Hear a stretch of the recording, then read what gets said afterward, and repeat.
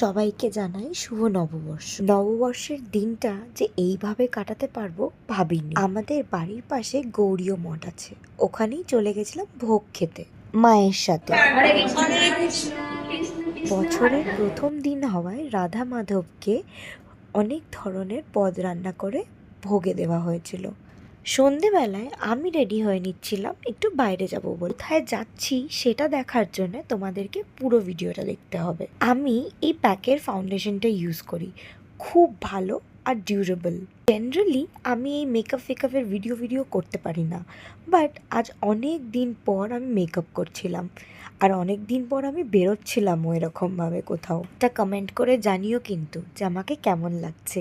যদিও এই পচাধসা মুখে একটু ময়দা লাগিয়েছি। আমি, দাদা, বৌদি ভাই, মামুনি, টিনু আমরা সবাই মিলে যাচ্ছিলাম একটা ক্যাফেতে। অবভিয়াসলি আমাদের ফেভারিট ক্যাফে, সেটা বৌদি ভাই বলবে কোথায়। তো তোমাদেরকে জানিয়ে দিই, আমি যেই টপটা পরেছিলাম জিন্সের সাথে, সেটা বৌদি ভাই আমাকে আমরা কোথায় আসছি বৌদি ভাই? আমার ফেভারিট প্লেস যেগুলো সল্ট লেকি সিটি সেন্টার 1-এর কাছে। সোহম দাদাও এসেছিল আর পরে ঋষিয়া রিয়াও আমাদেরকে জয়েন করেছিল। যার মতো ব্রেভারেজেস অর্ডার করে চিয়ার্স করে নিচ্ছিলাম। চিয়ার্স বলাটা ভুল হবে, উল্লাস।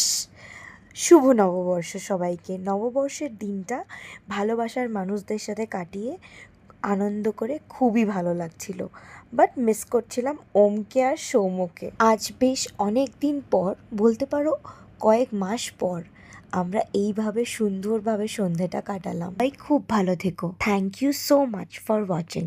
প্রে করি সবার এই বছরটা যেন খুব ভালো কাটে। মামনি আর আমার তরফ থেকে সবাইকে গুড নাইট।